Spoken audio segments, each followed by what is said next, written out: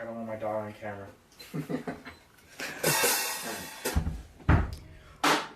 Intro. Here we go.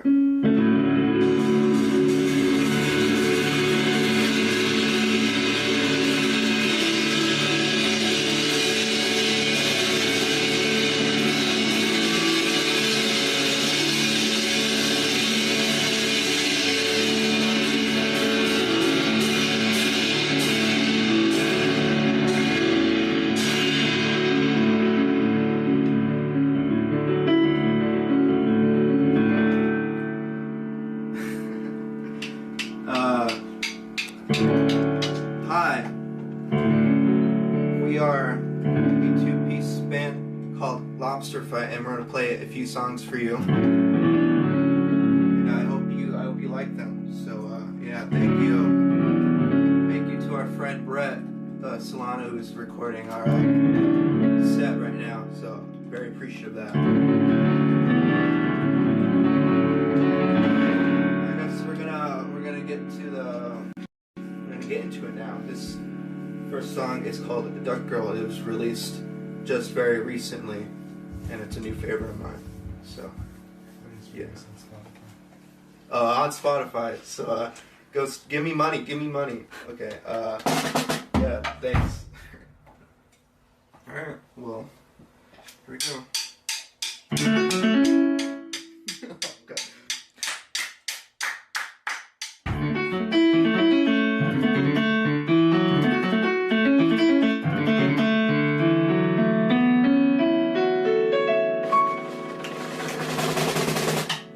1, 2, 1, 2, 3, 4.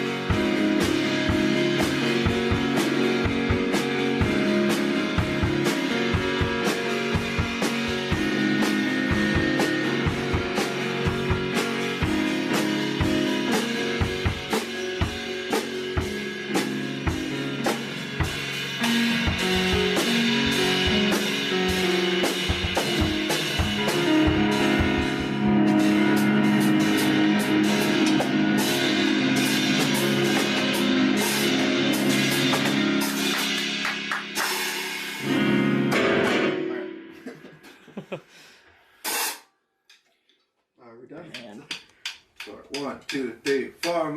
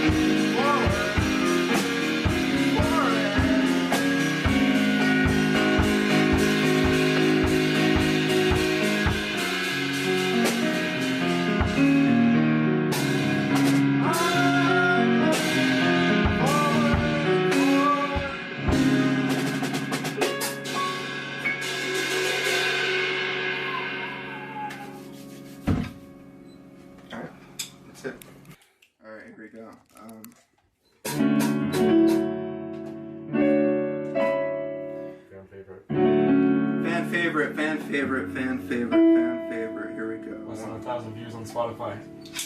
Less than 1,000. If you stream it though, it won't be like that. All right, here we go. 1, 2, 3, 4.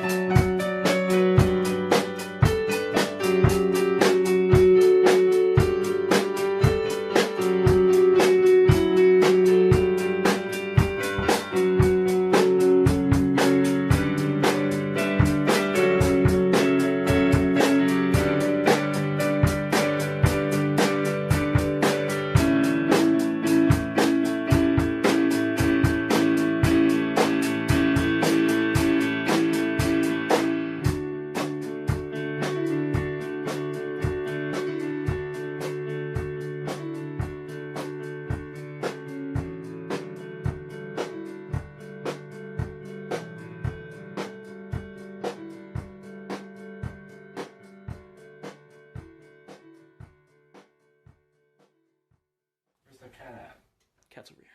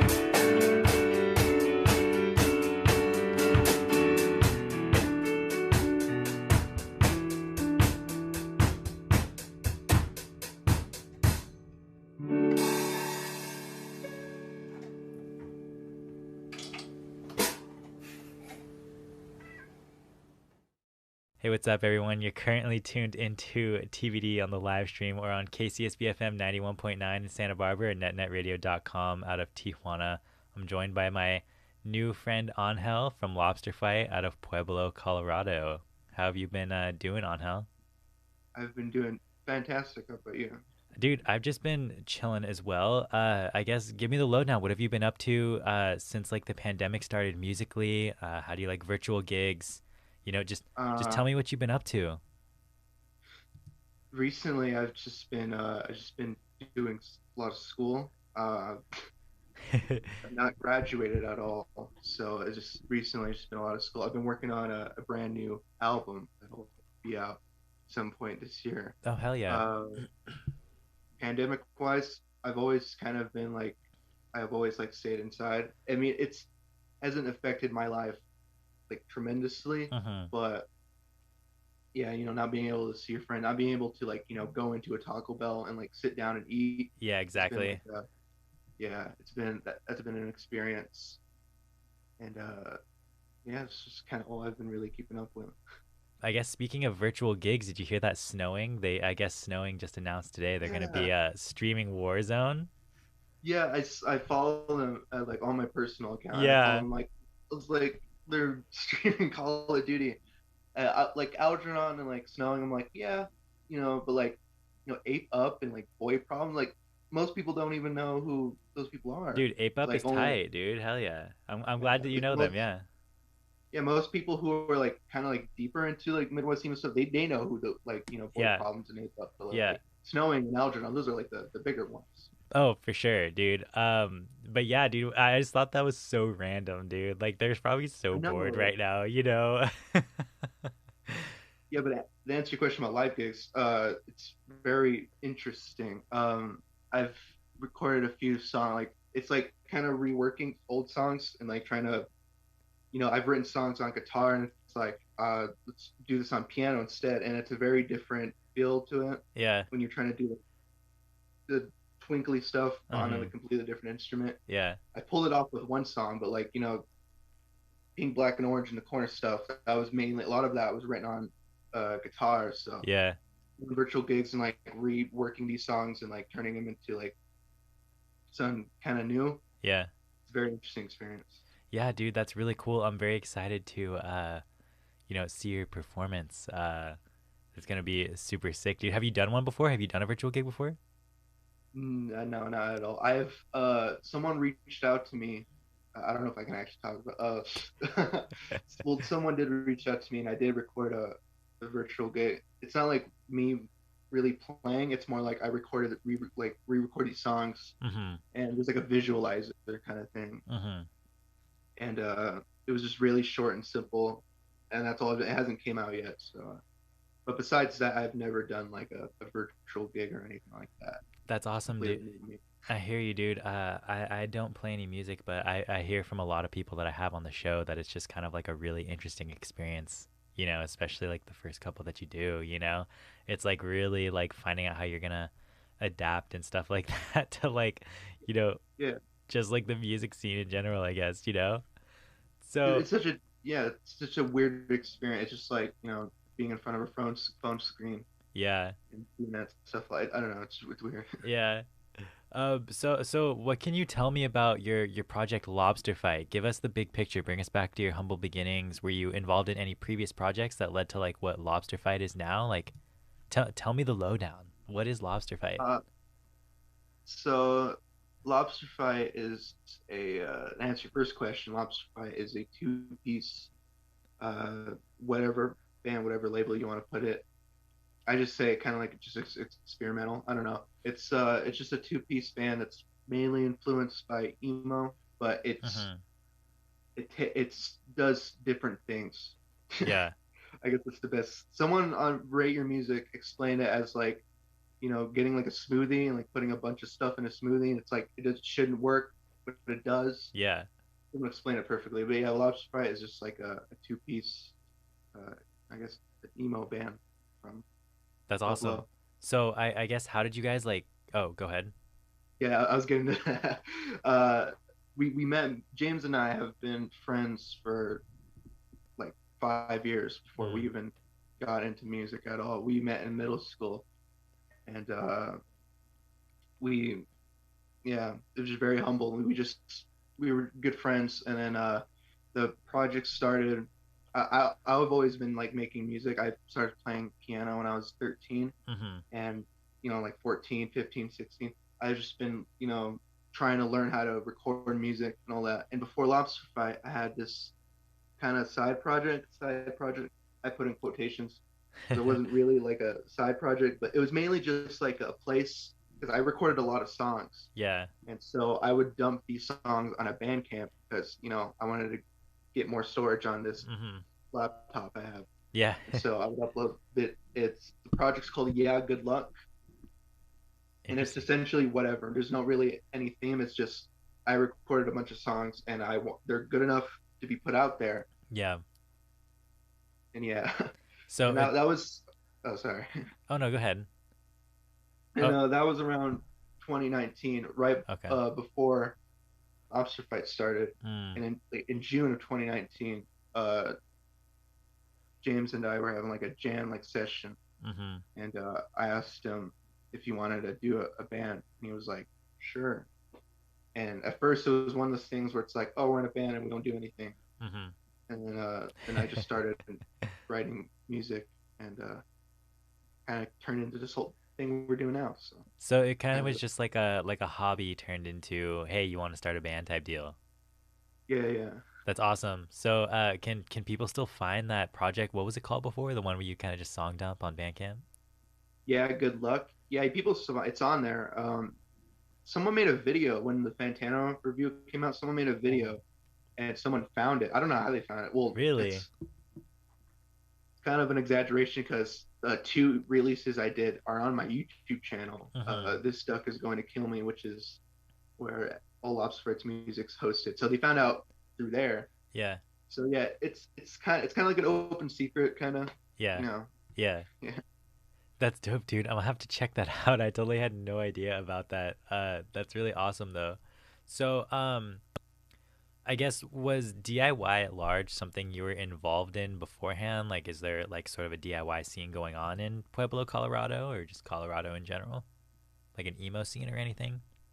No, we do have two bands that kind of fit almost into that emo. One does, the other one Mm-hmm. doesn't.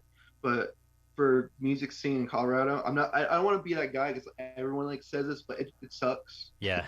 It really does suck. Yeah. But we have a few bands that are kind of like in the DIY trying to thrive. Mm-hmm.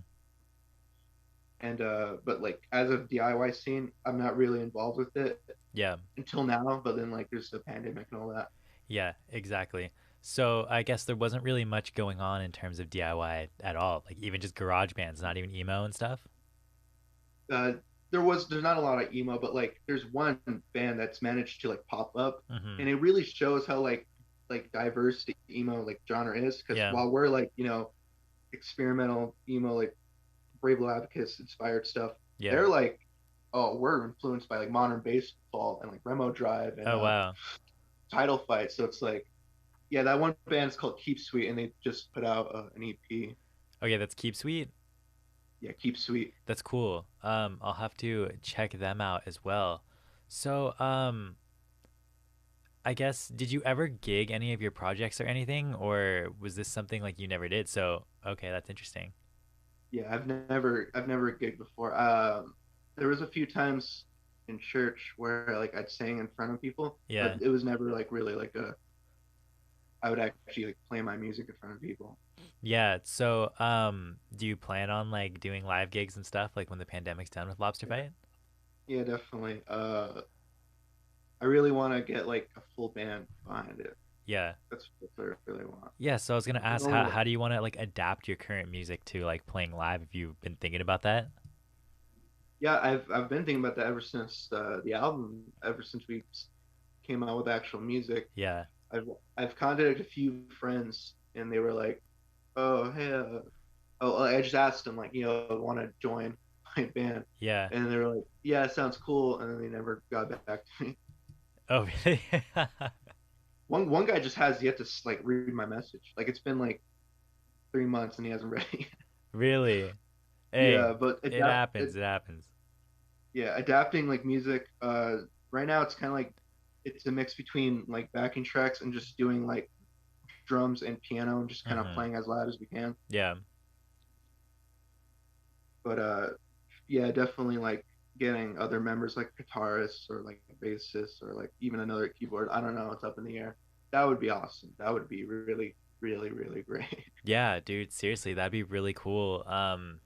We got to get you on tour or something, dude. I'm trying to see you come to like California, play some gigs out here. That would be a dream come true. So, I guess let's talk about some, like your music, like some of your releases and stuff. So, your latest release is a song on a split called or it's a song on a split with Twin Dog or Twin Films and Dog Motive. What can you tell me about that? Who are these bands? How did you get on the split? Like, what's up with this? Um, after the Fantano review, things just like bands and everywhere, like artists were like contacting me and they're like, "Hey, uh, I do artwork.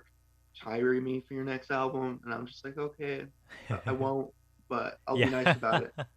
And Yeah. yeah, and like Twin Films Dog Motif, they kind of just like showed up in my DMs one day and they're like, "Want to do a split?" And I already did one with like another artist who just reached out to me. He like Hmm. that person like emailed me and they're like, "Want to do a split?" And I'm like, "Sure." I mean, I'm not gonna say no.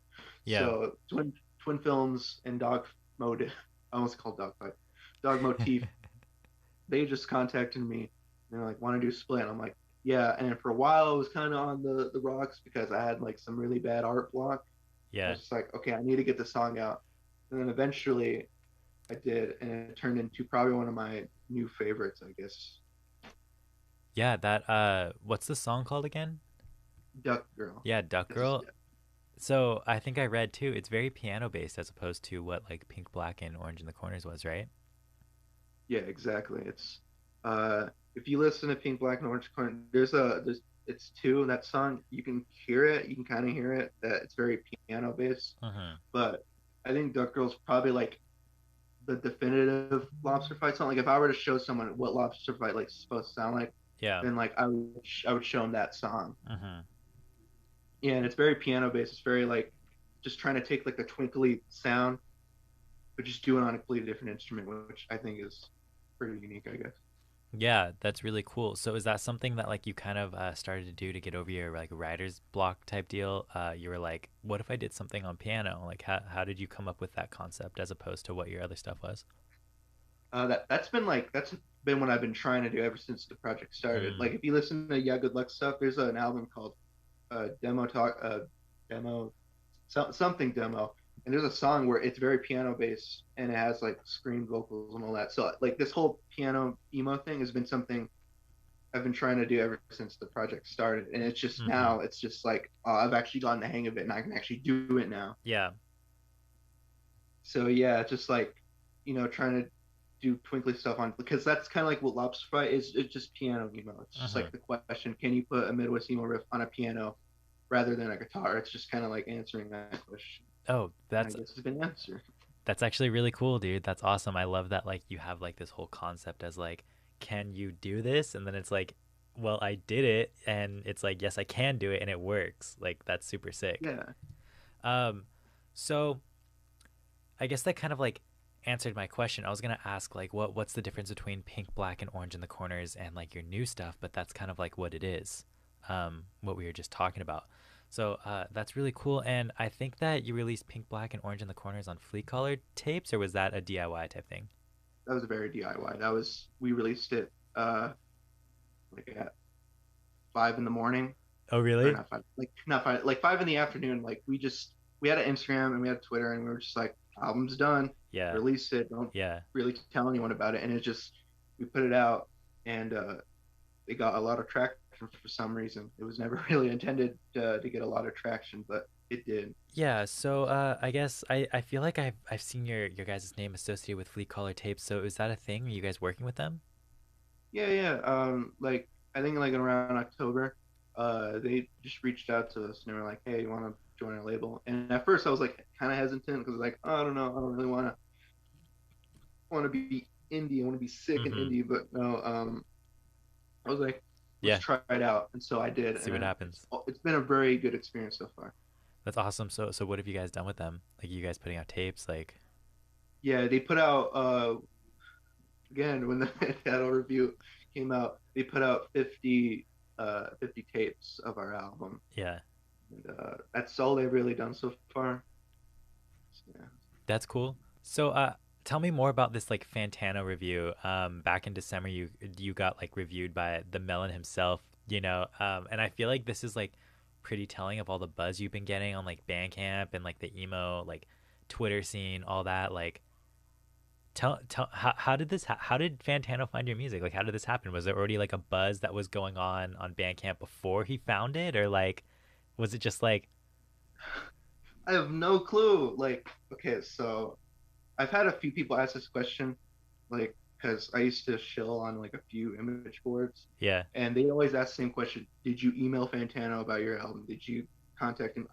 And just to clear things up, I've never emailed Fantano, yeah, never contact. You know how much he gets that like a day? Like how many people for sure, yeah, you know, asking him to review their bad albums? It's like it just happened. Like I don't know how he found it. It's yeah, it's kind of mind boggling to me because your arms are my cocoon, Tyler. You could argue that he was like he was getting way bigger than us. So yeah. either Fantano didn't know about your arms are my cocoon, or he didn't care. So it's one of the two things. And the fact that he reviewed our album, it's just I don't know. It's weird. It's like I don't know why he did it, but he did. Yeah, it's interesting. I appreciate it. Yeah, it's cool. So, was there already like I guess like a buzz going on about your album before that? Like, was it getting like well received in like some online scenes or like? Yeah, Cause a you, little bit. Some people were like, it was getting like I think around the time it was getting gonna get reviewed, it had like I think 100 something review ratings on Rate Your Music. Okay. Tyler from Your Arms My Cocoon, like he shouted out. I don't know how you found it either. I don't know because we didn't like promote it or anything. We just put it Yeah, out. because I was gonna Like we say uploaded it you. on Bandcamp. Yeah, because you like And quietly released this thing in August, and then I feel like by December, things were kind of just flowing. You know? yeah, like we just released it and like him because and he released his thing like only like 2 days later and like a week, maybe 2 weeks afterwards, like in September, he was like, "Yo, it's cool, synth emo. Like if you like Brave Loud because." Yeah. And just more people kind of started gravitating towards it. And more people were like, "Yo, this is good. This is really good." And Yeah. then someone did so. So I think one thing is that someone has proposed two options. So either because I know one person linked the album on a like Fantano did like a tweet like, "What do you listen to?" He was like one of those Mm. tweets, and like everyone just shills their stuff. Someone posted our album Oh, through really? that. So, but then again, that was like hundreds out of hundreds of different albums. Yeah. Another option that someone proposed is that he might be lurking Rate Your Music, and he might have saw that like the hundred something ratings it was getting. You might have like caught on to that. I don't know. It's a lot of there's a lot of different options and it just kind of happened. It just kind Yeah. of blew up Yeah. for some reason. We're gonna have to I do really don't want to. we're gonna have to do like a follow up with Fantano. Get Fantano, me, you, and Fantano on TBD, and we're gonna have to ask the hard questions on, yo, Fantano, how did you find Lobster Fight, dude? That'd be that'd be awesome. That'd be I mean, yeah, because I genuinely don't know. I genuinely don't know how he found our music because the only promotion we did is like we did like a few shills on Reddit. We were shilling really hard on like Yeah. uh, I feel like you. Fantano is a little DIY at heart still. I know he does like a lot of like big indie stuff. His that indie core like review type stuff everybody like online does, like all the bigger stuff. But have you ever listened to the podcast that he did with Washed Up Emo? No, Do you know what Washed Up Emo is?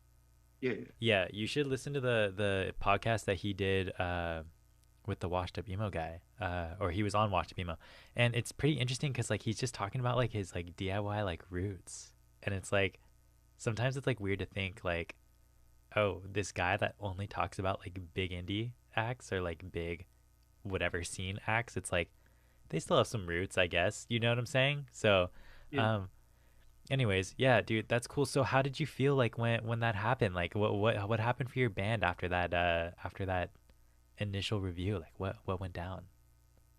It just blew up. So I think did we you were just at like like 50 followers, and then yeah? like we just skyrocketed to like 200, 300, 400 plays. Were like I think we got like 20,000 in a day Oh my God, that's plays. crazy.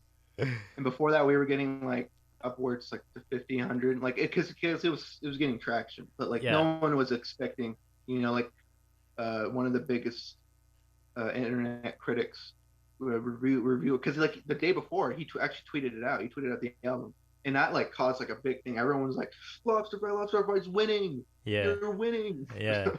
And like yeah, he tweeted it out and it was just like whoa sick. Like but no one was expecting he was actually gonna like do a review of it. So like when he did it, it's everything just my entire world changed. And it's like it's kind of a double-edged sword because in one way I am very appreciative, Mhm. because I now like I have just like a very like small fan base Yeah.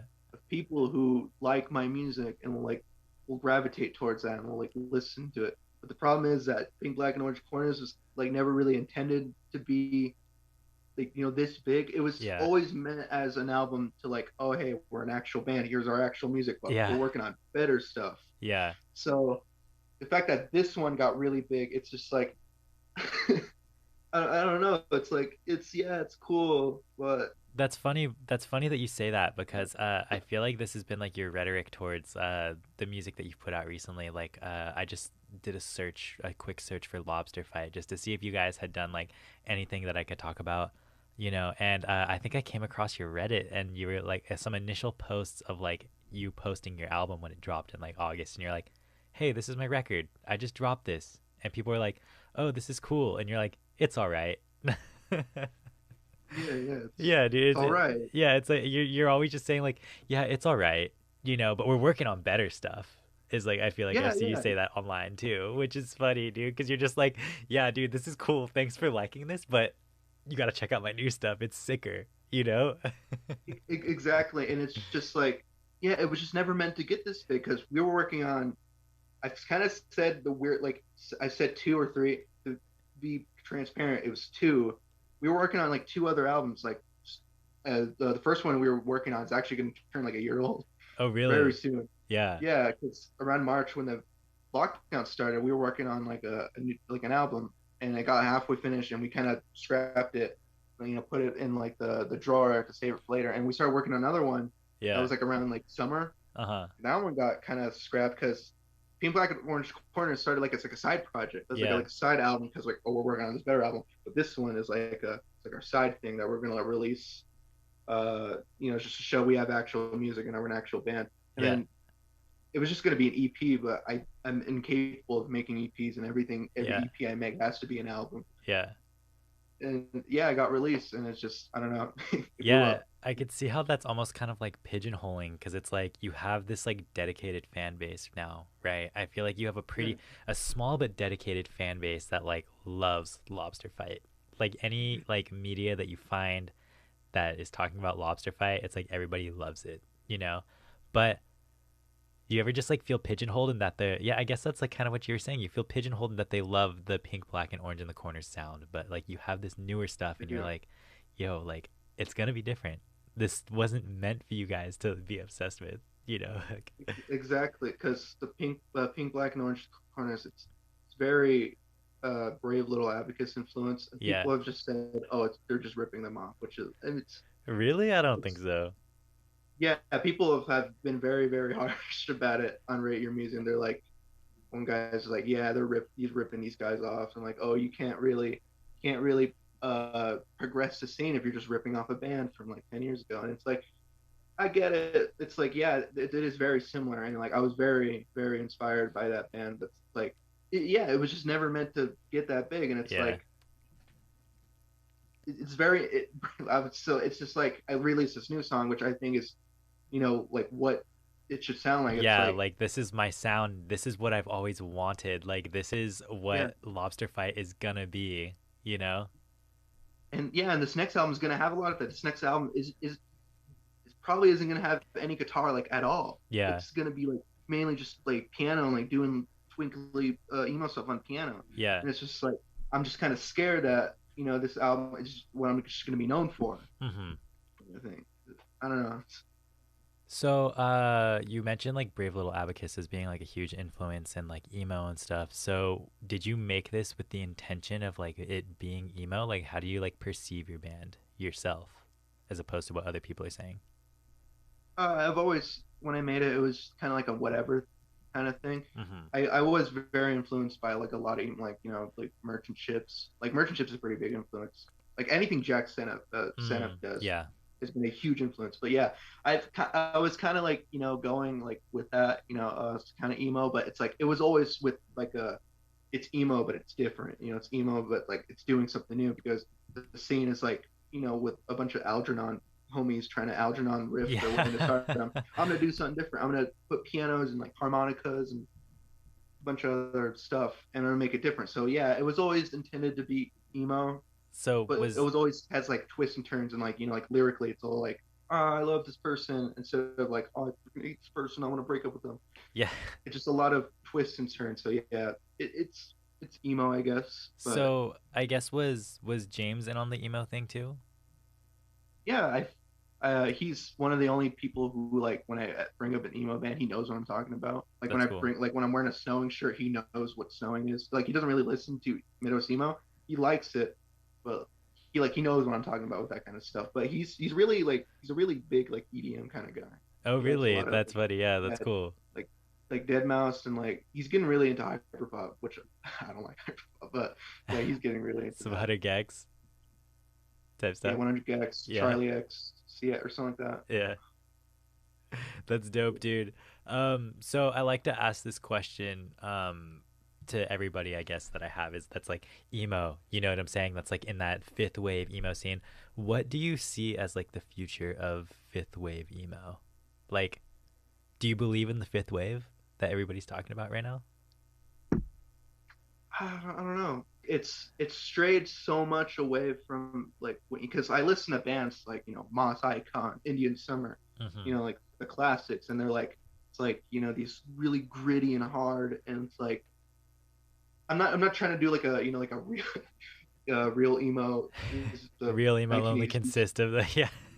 Yeah, I'm not trying to pull that, but I'm saying like it's kind of strayed so far away from like the source that it's kind of like you can argue that it isn't emo. Like you listen to Lobsterfight and you can argue that's not really emo. It's just really noisy indie rock music. Yeah. It's yeah like it's cool I guess to be associated with that scene, but it's like I don't know. It's strayed so much from the original source that you could argue that it's probably not really emo. I think do you follow that like meme page, that emo meme page, like real emo only consists of I don't. okay, well that dude posts a lot about just like emo and like emo lore, whatever. He is starting to coin like that Glass Beach style sound, where it's like I don't know how you feel about Glass Beach, but like just that sort of like I guess like poppy sound that people are calling emo as like post emo almost is what It they're calling. sounds cool. It Yeah. sounds cool. Yeah, the post-emo sounds cool. Yeah, Yeah. I mean, right.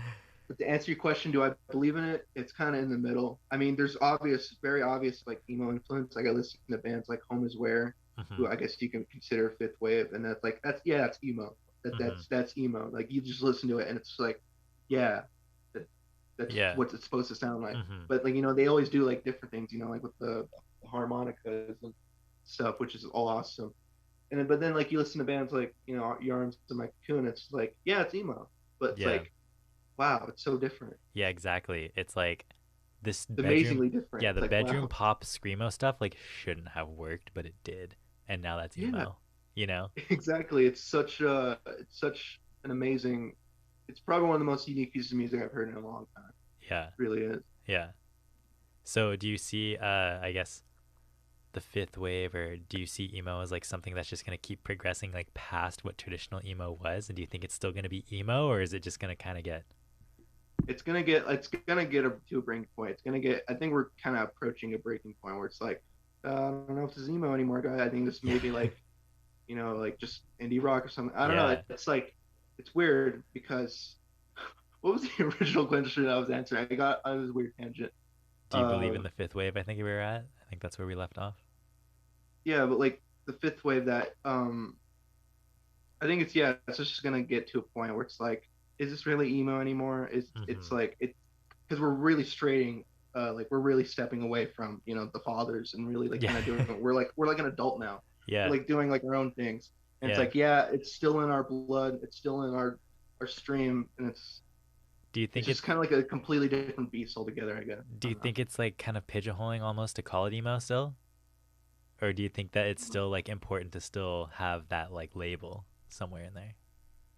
Yeah, I think it's important to still have like that label because yeah, there's bands doing it now that are like, doing different. Like I think Rookie Card, in my opinion, personally, Rookie Card's like the definitive post emo band. Oh, they're so sick. No, because not only is their music good, but it's like that's what post emo sounds like to Yeah. me. It's like it's like synthesizers and it's like you know twinkly guitars and like that. It just sounds like post emo. It's like Yeah. they're kind Yeah. of like if I were to show someone post emo, I would show them Rookie Card, like Yeah. because it's familiar, but it's different at the same time because Hmm. they're doing like a bunch of synth stuff, but like sounds like middle emo. But to answer your question before, I do think emo is gonna have a lot of Rookie Card and Your Arms Mike can both said this, but it's gonna have feature like a lot of non-traditional instruments. Like soon Yeah. we're gonna have like an emo band that like uses banjos Yeah. uh, instead of twinkly guitars. And I'm kind of an example because Yeah. I use piano instead of traditional guitar. So Yeah, it's like, exactly. Yeah. I feel yeah. like I know some people have even said that like, Lobster Fight is like kind of one of those definitive this is what the fifth wave is now. How do you feel about that? Do you Um, consider yourself a big player, or are you kind of just like I'm just doing what I want to do? Like, I'm doing what I want to do, but it really is really insane that people like the fact because I look at all those. like bands I've been inspired by, like Algernon, Snowing, and like they were just kind of doing whatever. Exactly. Especially If like, you think about it, they were just playing, dude. yeah, they were Dude, just they doing whatever. They were, yeah. they played our local DIY venue in Santa Barbara, like this little garage, my friend's garage. They played my friend's garage, called Bico, and they played a show. It was Algernon Snowing in 1994. Dude, they played the most DIY of DIY venues, and I found a demo of it. My friend Josh was there, Yeah. and dude, if you think about it, they weren't legends then. This is like Yeah, they 2010. weren't. They weren't They were just legends. They were just playing, you they were know? just playing music. Yeah, they were just doing something that kind of wasn't being done before. And it's just like now Exactly. it's like the fact that I'm kind of being considered. I don't know if this is like really true. I don't really hear people saying that, but the fact that I possibly maybe be like, oh, one of the main contributors to fifth wave emo. Like I helped create this. The fact that I'm like kind of being considered like that is Yeah. it is mind blowing to me because it's like I guess I'm a legend in a way. I don't know. It's weird. It's like Yeah. I don't know. It's interesting. Yeah, we'll see what happens in 10 years when they're just like, yeah, this is the fifth wave. Now we're in like the sixth, but like these were the bands. We'll see what happens. It's interesting to see where this goes and like where it's gonna be Yeah, taken someone's and gonna be like inspired by Lobsterfight. Someone like in exactly, 10 years is exactly. gonna be Some like, like some kid is gonna find this and like say they're they find it now and then like maybe 10 years from now they're gonna start a band and they're gonna be like, yeah, Lobster Fight inspired me to start making music. Like we'll just see like what comes of that. But yeah, that's really interesting. So, anyways, we got some fan questions. Are you ready for this? I am. Yeah. Okay, let's do it. We have quite a bit. Yeah, a Oh, lot. that's fine. Yeah, What was that? that's fine. I'm here all day. I can. I don't Let, know. I'm having so much fun right now. let's do it, dude. Let's do this. So this one says, "What was the recording process for Pink, Black, and Orange in the Corners?" Um, recording process was like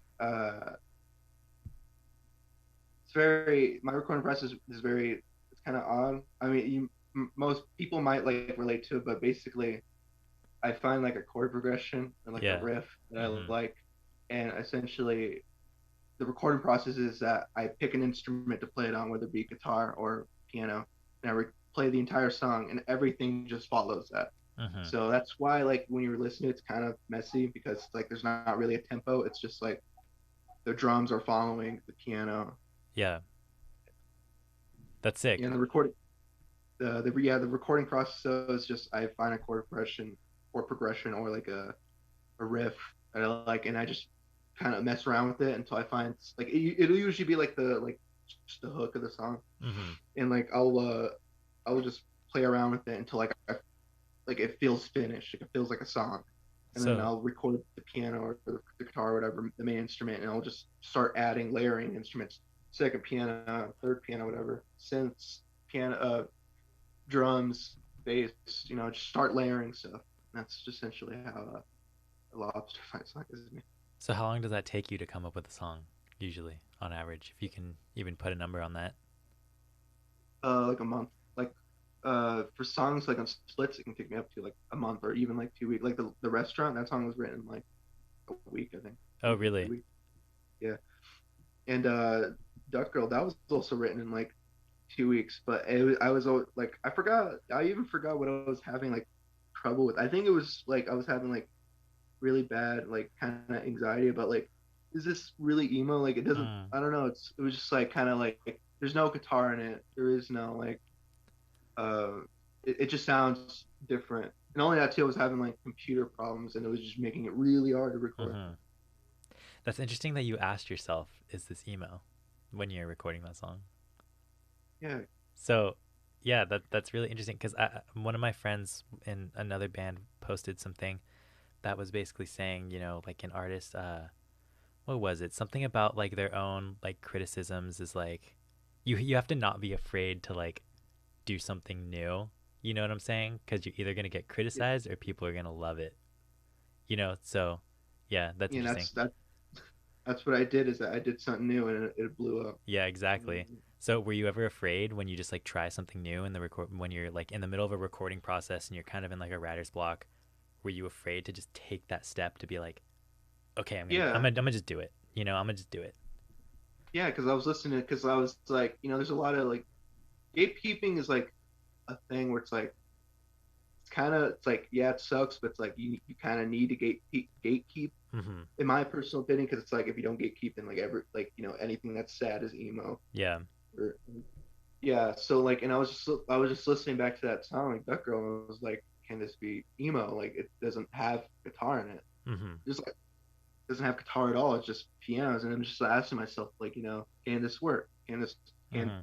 you know you write a twinkly riff on piano? Can that be emo? And yeah, and it just kind of it kind of gives you like a little anxiety. It's just like Hmm. I hope people like this, because I released it and it's just like there's that really end part where it's like super lo-fi, and it's Hmm. like I had to record on my phone because my Oh, really? computer was Oh, that's so yeah yeah, so broken. It was getting so hard to yeah. record, and like I recorded the piano part, and like I had like a drum. It was like all on one keyboard, so it was super lo-fi. And I'm just like, because not only was I asking like, oh, could this be emo, I was also asking like, oh, hey, is anyone just gonna like the song in Yeah. general? Because I've had a few complaints where it's like some songs don't feel finished, some songs feel a little underdeveloped, and it's like when I was writing that I was like, well, this feels finished to me. Yeah. This feels done. This feels like a song. Hmm.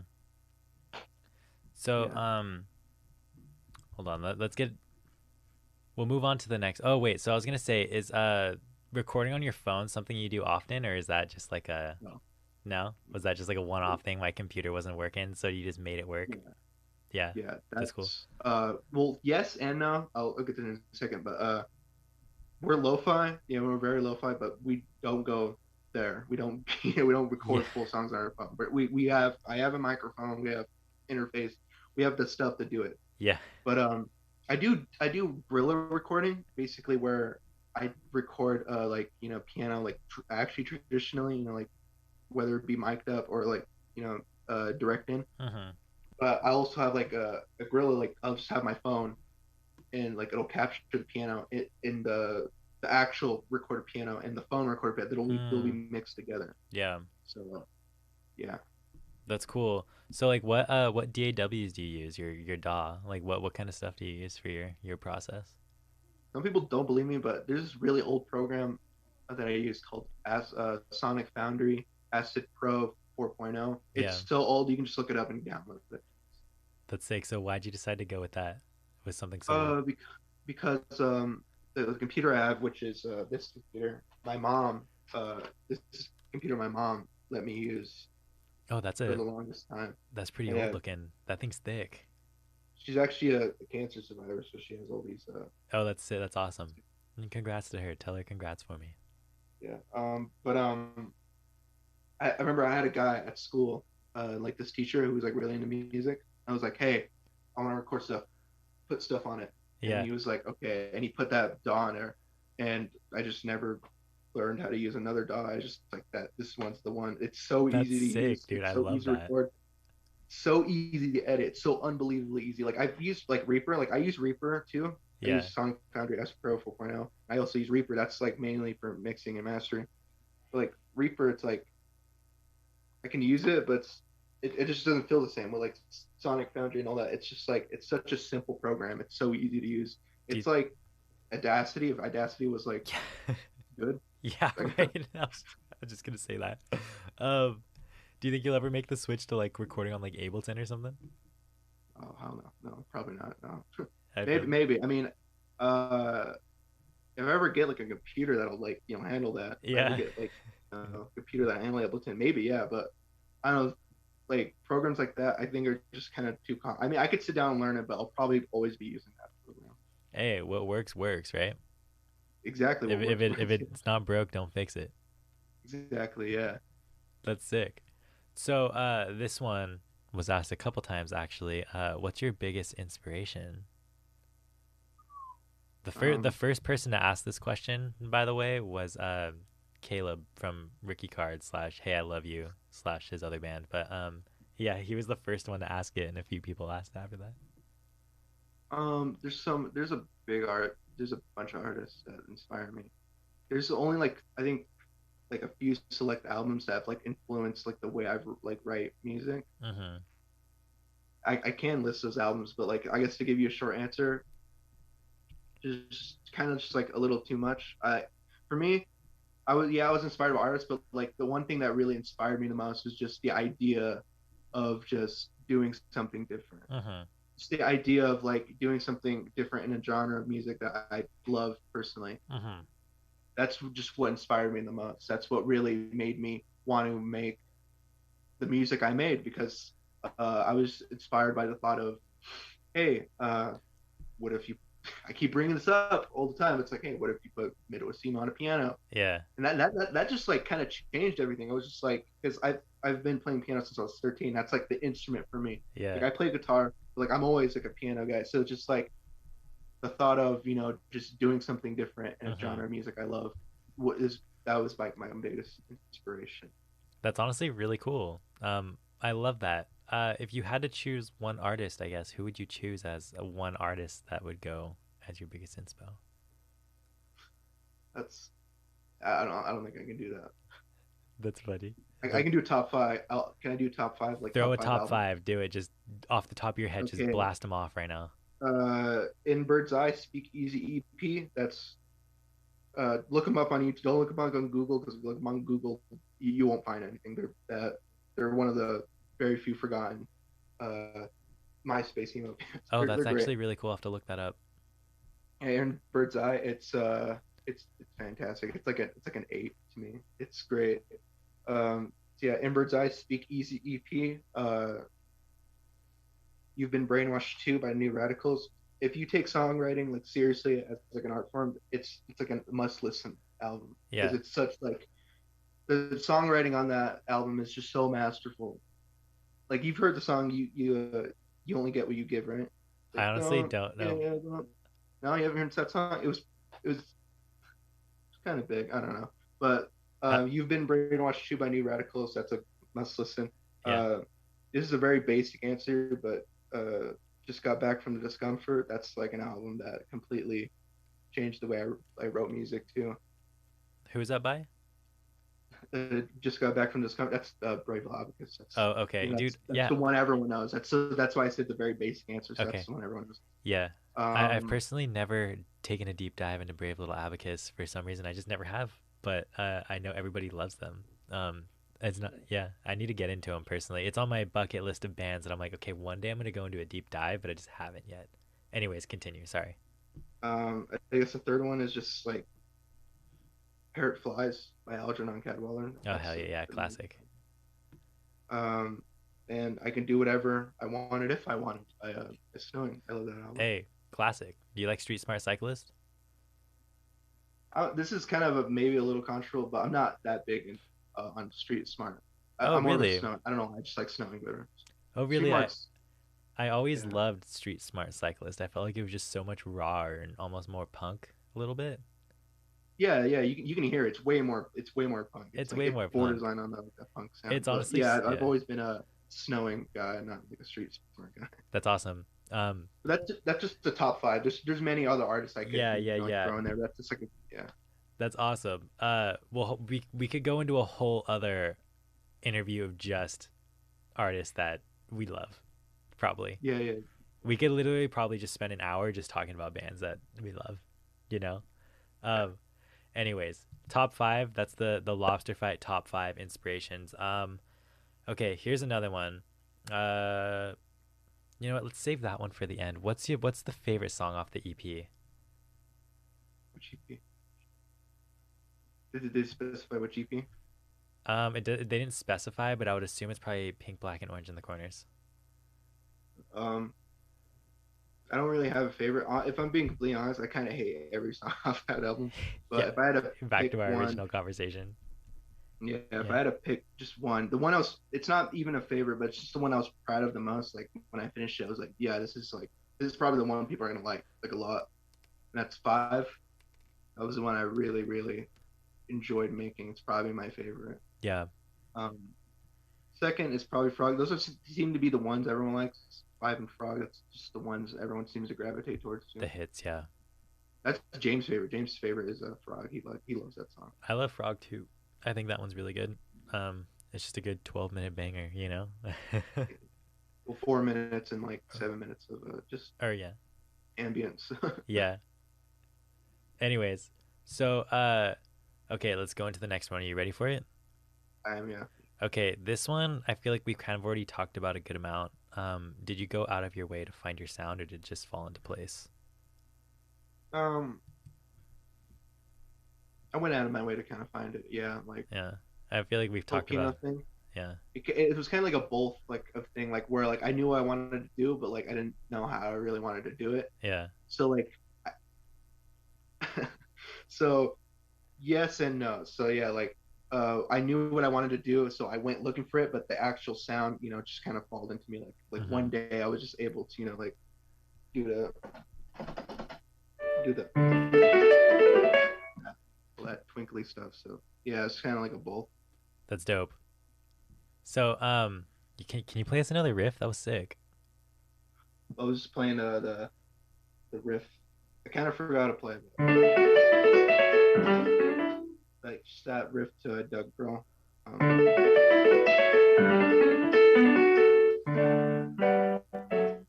Yeah. That was sick, dude. Hell yeah.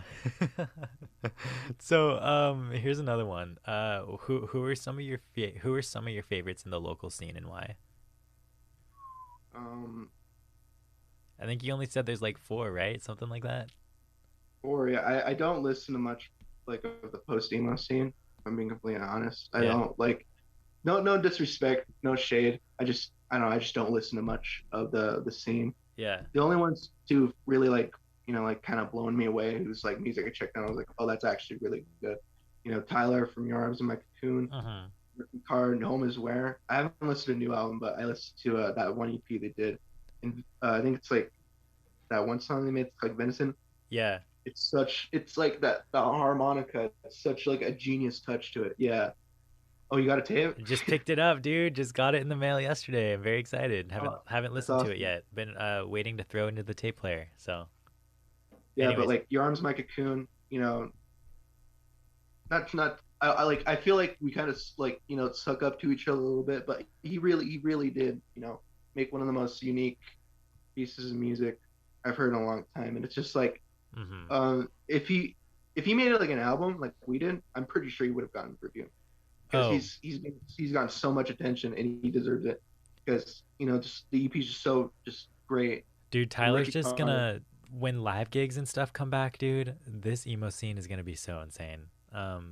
Just wait for live gigs to come back, dude. They're gonna be getting review. They're gonna be blowing up, getting reviews, dude. They're gonna be freaking finding new audiences all over the place. It's gonna be wild.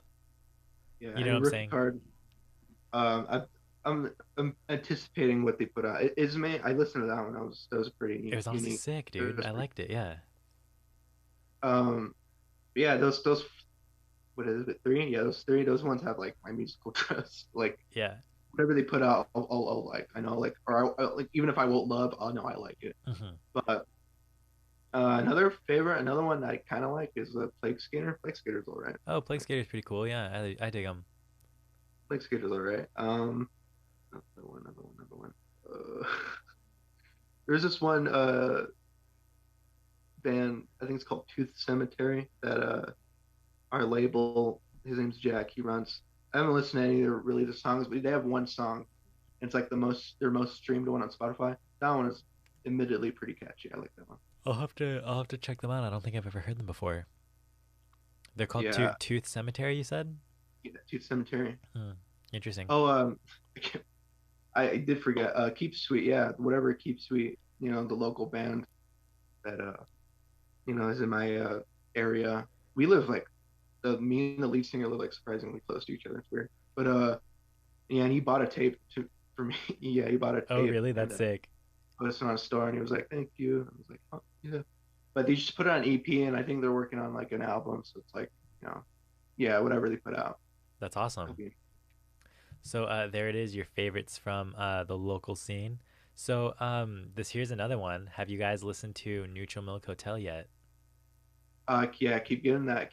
Yeah, surprisingly enough, when I was when I chilled that album on Mew, people were like quick to be like, "Oh, Nutrimilk Hotel ripoff." It's like they were quick to Really? that one. What? Yeah, they were very quick to that one. Seriously? That's Yeah, insane to instead of me. like I was expecting like a BLA one, but like no, they were very quick on. A few people were very quick, like, "Oh, Nutrimilk Hotel ripoff." So it's like I've never listened to Nutrimilk What? Hotel. Really? That's so Yeah, interesting. I've never listened to them, so it's like I've got to listen to them and figure out what everyone's talking about because yeah, I know who they are, but I Yeah, just never listened to them. I love that, dude. That kind of reminds me of the band that I had play on the show last week. They're called Eye Candy. They're a local band around here, and they sound very much like, I don't know if you're into this type of music, but like unwound, what's it called, lowercase stuff like that. That style of like post-hardcore rock. And I was like, yeah, you guys remind me a lot. And they're like, we don't listen to them. We kind of just made this music. Yeah, So that and it's reminds just me of like that. yeah, it's just weird. I've never listened to Nutrimilk Hotel, so I got that's kind of like on my back burner. Like I've got to listen. I have the album like in my I download all my music. I don't stream anything, but like I have it downloaded. It's like it's just kind of sitting there waiting for me to you know put on the headphones and experience it for the first time. Yeah, that's awesome. So, okay, here's another one. If you could have one superpower, what would it be? Uh, Probably be invisible. That'd be sick. Why? I don't know, just to go around and kind of be a creeper, like go around like places like no one knows where you are or anything. You're just invisible. Dude, I feel like the real deal breaker for me, you know, I would for sure be down to have this as a one superpower, being invisible, if you could walk through things. Like when in like Super Mario 64, like when you get the invisible hat and you can like walk through certain surfaces. Yeah, Um, you hit the nail on the head there. Yeah, I'd be invisible and be able to walk through things. Yeah, that'd be. yeah, that's what I'm saying, dude. If you could just like, you know, walk through a permeable surface, then I'd be like, okay, yeah, I'll be invisible. That's dope. There's some perks to this, you know? That's awesome. So, okay, so all right, now on to the next one. Will your music come to streaming services anytime soon? Uh, for a long time, I was really against it. I still am, but I just didn't promote it or anything. But it's on Spotify. It's on Oh, like I put it on there like the other day, and it's just finally uploaded. There's like already like I think 35 monthly listeners or something like that oh, already. really? I feel like people are just looking for it every day. Lobsterfight into Spotify. Yeah, I just haven't promoted it because I just don't like Spotify at all. I really don't. And Hey, for just the longest time, I was just really against doing it. there's a But I big can there's a big push to I don't know if I've seen this as much in like the DIY like emo or like rock scene, but I know especially in like the more experimental like ambient scenes that I like, there's a big push to purchasing music over streaming, and that these people are like, okay, I will put my music on streaming services, but also you should be paying for your art. Like, if you think about it, like people take music as like, what's it called, like they take it for granted, and that a lot of people feel like music is just something that they should have, you know. But at the same time, they'll go out of their way to buy someone's embroidery, or they'll buy a painting for their house or something like yeah, that. But music is just one of those things where it's like, oh, like I only listen to this in my car, so I shouldn't have to like pay for this type deal. But like music is a exactly. commodity, and that like these artists put work into it, and a lot of people, this is how they make a living, or try Exactly. it, like want to make. Yeah, so like, but Yeah, long and like story. no one really like bought like sorry. Oh no, go ahead. No, yeah, but like yeah, no one really like buys my like people do buy my music, but it's like I mainly make my income off like cassettes. Like I do like hand drawn cassettes. Yeah. Maybe that's what people buy, and it's just like but like my reasoning for not putting on Spotify like is kind of outside the realm. Like I don't really care if people buy it. I release it for free anyways, too, like Hmm. media files, like MP3. So like if people don't buy it, I don't really care about that. But it's just like I don't know, Spotify. There really is not. There's no benefit to having, to me, in my opinion, there's no benefit in having a Spotify at all because it's like you get paid nothing, Yeah. literally not, almost nothing, Hmm. and it's just really only benefit like for the listener. But Yeah. it's just like we'll already have it. It's not like I'm hiding it. You just Hmm. have to go find it and listen to it. But Yeah. yeah, I gave in, and I just haven't really promoted it or anything, but it's on Hey, streaming, so we'll everyone's just happy, I guess. we'll just say it here. Hey, pay what you want on Bandcamp. You can download it for free. There's no need for Spotify. Don't pay the big corporation. Either get it for free or just pay them directly. Get a tape or something. You know what I'm saying? I think you posted yesterday. You have some tapes left or something. Yeah, yeah. Uh, Two plugs. I'm gonna just do real quick. We have tapes for Twin Dog Fight. DM me if you want one, and we have shirts at brokencamerarecords.limitedrun.com. Hell yeah. I think they're almost out, but yeah, it supports me. I'm Support. actually shopping around to get this new album, like, mixed professionally. So, like, getting a little money to pay the people who are doing that would be nice. Hey, But so yeah, pay out the money, shell out the cash, help Lobsterfight keep making some sick piano riffs. There it is. yeah. So here's another one. When will your music come to vinyl, and how can we support the production of it? Uh, I You I guys, hate vinyl. you say, No, wait, what'd you say? I said I hate vinyl. Wink, wink. Uh, I can't say anything about it yet, but keep your tabs on it. So we're probably gonna have to brush. Yeah, I can't really say anything about it now, but just, keep your. I like doing the tapes, doing the hand drawn cassettes, even though I have a really big burnout because I have to like come up with a unique drawing for each one. I do want to, branch out to like CDs and vinyl. Hmm. That'd be, having like a physical vinyl of like pink, black, and orange corner. That'd be sick. That'd be sick. Or That'd be like a so seven cool. inch of Twin Dog Fight. That'd be sick. That'd be so tight. Um, it's funny. It's like kind of cool that people are like, how can we support the production of this? That's some like Jerome's Dream stuff. You know that band Jerome's Dream, Yeah, uh, yeah, that. the screamo band. Yeah, They I know who they are. They're all right. Yeah. Yeah, I was listening to their what's it called, washed up emo episode, and they were just talking about how when they made their comeback, dude, they made their like whole record was crowdsourced because they were like, we want to be DIY when we come back. We don't want to have to go through a label. We want to do this like we did in the '90s, you know. And so they just completely crowdsourced a freaking record. Isn't that insane? Like they made a ton Yeah, of money from fans that were just like, we want you to have a record. And so yeah, everybody and that I've been thinking about that too, and I was really thinking like, crowdsource, like get a Kickstarter, get yeah, like because I do want vinyl things to happen. Like I'm not one thing I do really want this music is that I want it to be like available on like stuff because like there's so many emo bands who like made music and they just never put it on anything. But like hmm with me, like I want it to be like I want to be like, just available and like a bunch of yeah, stuff, I guess. And like vinyl, like CD, like especially vinyl, it's so expensive to make, but hmm yeah, I do have plans for it, and it's something I do want to actually do. hell yeah, dude. We're looking forward to it. So okay, here, okay. Why are the lobsters fighting? Oh my god, uh, I don't know how to answer this question because it's like I don't know why are they fighting? Yeah, I always try to come up with like a joke answer. Like I know someone asked it, and I was like, well, the other lobster said Blink 182 sucks, and so they started fighting. It's just like that's I funny. don't know. I always try and come up with like a joke answer, but yeah, I don't know why. They're just fighting because they hate each other. I don't know. How'd you come up with the name? That's very interesting. I wish I had a meaning. I really do, because I'm gonna say what like how I came up with it. It's gonna seem like really like oh like everyone because you hear the name Lobsterfight, and from what I've heard, people think that name's like really cool, Yeah. and people are kind of like, ooh, well, like did you actually see a lobster fight with another like but reality?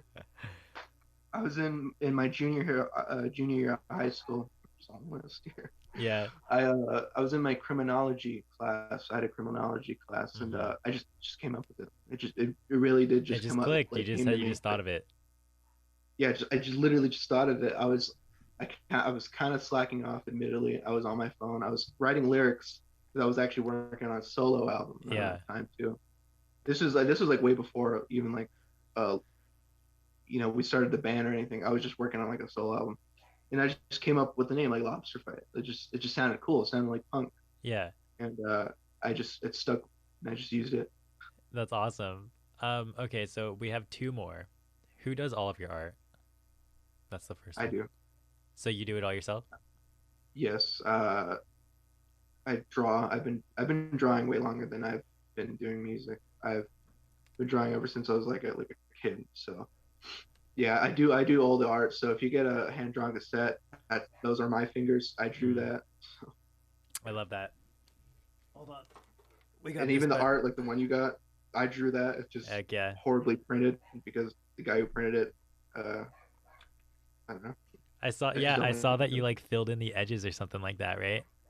Yeah, because the guy who printed it, he did this like weird thing. It's literally the size of it. It's like I got it printed before, and it's Yeah. the size of the J card. So like I don't know what he did, but Hmm. when he printed it, it's like, oh, I couldn't figure it out. So here's just a whiteboard, and like it looks Yeah. awful, but like he's doing this out of the kind of his heart, so I'll let it slide. Yeah. But yeah, That's that awesome. that cover though, I drew that. I do all the art. That's sick. So, okay, last one. What's the future of Lobster Fight? Uh, well, I don't know. That's a good answer. I don't know. I love that I can, answer. yeah, I don't know. I mean, it's something that's very youthful. It's something that I debate if I want to be doing it in my 20s. Hmm. I just turned 18 like a few days ago. Well, Yeah. not a few days, like a few weeks ago. So it's just like it's kind of like I don't know. It's like if it ends and it ends, if it keeps going, then it Hmm. keeps going. It's just yeah, I don't really know. I could tell like about like future plans. Like we have like a I'm working on a new album, but like as like the future of the music and the band and all that, it's whatever. I don't know. We'll see what happens. We'll see what happens, See dude. what happens. You know? I feel like stuff things are always the best when you don't exactly know what's gonna happen. Yeah, You I know what I'm mean, saying? I do You have like an album like sorry, oh no, you're good. Go ahead. I do have like album like plans. Like I have like I kind of have like the discography kind of planned out in a Yeah. way. Like I know like after this album comes out, I know what I'm releasing next Hmm. after it. So Hey, it's just like well, it's good to have like what's it called? A idea of what you're gonna be doing, but you never know like what's actually gonna happen, which I think is the best, you know? So yeah. that's awesome. So